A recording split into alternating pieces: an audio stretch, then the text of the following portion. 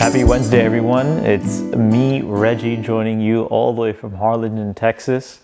I'm going to be doing a couple of videos, well, not a couple, but just a video each week after our Sabbath school, kind of not only recapping what we talked about before, but also just a couple of other things to remember as you go through your week. This past Sabbath, as I joined you guys for Sabbath school, we talked about faith in action. And it was a great lesson. I enjoyed listening in on it. And one of the questions that was asked was, what are things that Jesus did that people really appreciated? And a lot of people said, healed them, fed them, was a comfort to people. He was encouraging to people. And one of the things I thought about when it came to Jesus was that he stopped for people. He didn't just run by in life with all the great mission he had to complete, but he actually stopped and talked to people. You could think about Nicodemus. In the middle of the night, Jesus stopped and talked to him because he had questions, and that was okay. Jesus was willing to listen to those questions and answer them. You could think about the woman at the well. He waited at the well before even the woman got to the well, the Samaritan woman, that is. And he stopped in order to talk with her. Or about the story of Zacchaeus that we talked about, that Jesus stopped to talk to Zacchaeus, who was in a tree. He took time to stop for people. It's one thing that's important to remember, that we need to take time to stop and talk to someone.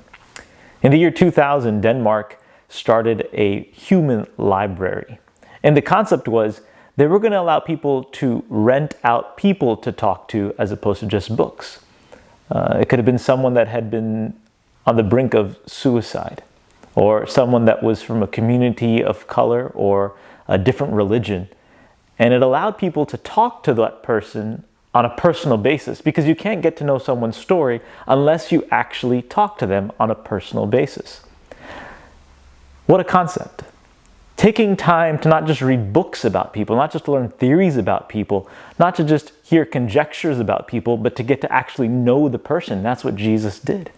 He took time to stop and talk to someone, to get to know them on a personal level. And this was not just something Jesus felt obligated to do. It was something that was an outpouring of who he was.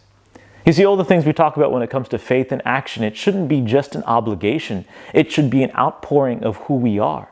Because we are actually interested in other people's lives. We're actually interested in allowing ourselves to be friends with someone that may be different than us. What did Jesus and the woman at the well have in common? What did Jesus and Zacchaeus have in common? What did Jesus and the tax collectors as a whole have in common? Except that he cared for them. So as you go through a week and you think about faith and action, may our faith be an outpouring of our actions. May our actions be an outpouring of our faith, not out of obligation. And as such, we're going to take time to stop and talk to someone. Stop and get to know someone. And it could be someone that's even close to you, a friend of yours that you haven't actually stopped to get to know, a friend at school. Take some time, and as you think about what Jesus did, remember that he wasn't always moving. There are many times where he just stopped, noticed someone, and got to know their story about who they are. And that didn't scare them. It didn't scare him. He was willing to listen. Take time this week to get to listen to someone. Stop and talk to them. And may we get to know people on a personal basis so that we can also reach them for God's glory. God bless you guys. I can't wait to meet with you all again this Saturday and continue our discussion. Have a great rest of the week and happy Wednesday.